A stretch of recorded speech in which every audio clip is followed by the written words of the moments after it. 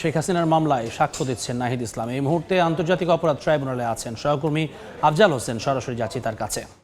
আফজাল, জুলাই আগস্টের হত্যাযজ্ঞের মামলায় শেখ হাসিনা, আসাদুজ্জামান খান কামাল এবং সাবেক আইজিপি চৌধুরী আব্দুল আল মামুনের বিরুদ্ধে সাক্ষ্য দেয়া শুরু করেছেন জুলাই গণঅভ্যুত্থানের অন্যতম সংগঠক এবং জাতীয় নাগরিক পার্টির আহ্বায়ক নাহিদ ইসলাম। 2:55 মিনিটে তার সাক্ষ্য তিনি দেওয়া শুরু করেছেন এবং তিনি যে সাক্ষ্যগুলো দিচ্ছেন সেটি কম্পিউটারে টাইপ করা হচ্ছে এবং একই সঙ্গে ভিডিও মাধ্যমেও তার সাক্ষ্য গ্রহণের পুরো প্রক্রিয়াটি রেকর্ড করা হচ্ছে। আর এর আগে আমরা যতটুকু জানি যে নাহিদ ইসলাম তদন্তকারী কর্মকর্তার কাছে বিস্তারিত একটি জবানবন্দি দিয়েছেন এবছরের 24 ফেব্রুয়ারি এবং সেই জবানবন্দির মোট পৃষ্ঠা সংখ্যা দাঁড়িয়েছিল 17 পৃষ্ঠা এবং প্রসিকিউশন থেকে আজকে বলা হয়েছে বা আমরা যতটুকু আমাদেরকে জানানো হয়েছে যে আজকে তিনি সাক্ষ্য গ্রহণ শুরু করেছেন, কিন্তু সেই সাক্ষ্য গ্রহণ শেষ করতে হয়তো আগামীকালকে ফার্স্ট হাফ পর্যন্ত, অর্থাৎ আগামীকালকের দুপুর পর্যন্ত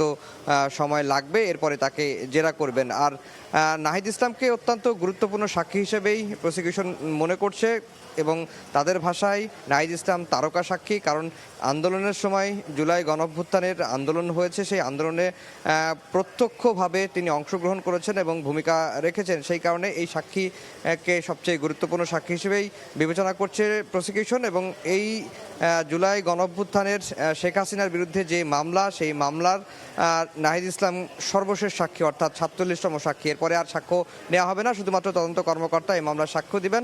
তদন্ত কর্মকর্তার সাক্ষ্য শেষ হলে মামলাটি যুক্তিতর্ক উপস্থাপনের জন্য যাবে এবং যুক্তিতর্ক উপস্থাপন বেশ কয়েকদিন সময় লাগবে, অর্থাৎ প্রসিকিউশন বলছে যে সপ্তাহখানেকের মতো দুপক্ষ যুক্তিতর্ক উপস্থাপন করবে, এরপরে মামলাটি রায়ের জন্য এগিয়ে যাবে। এবং প্রসিকিউশন এও আশা প্রকাশ করছেন যে অক্টোবরের মধ্যেই বা অক্টোবরের শেষের দিকে গিয়ে এই মামলাটির রায় ঘোষণা করতে পারেন আন্তর্জাতিক অপরাধ ট্রাইব্যুনাল, এমনটি প্রসিকিউশন প্রত্যাশা করছে এবং তারা অভিযোগগুলো প্রমাণ করতে পেরেছেন সাক্ষ্য প্রমাণের মধ্য দিয়ে, এটিই কিন্তু প্রসিকিউশন বলছে। এই ছিল আন্তর্জাতিক অপরাধ ট্রাইব্যুনাল থেকে আমার কাছে সবশেষ খবর।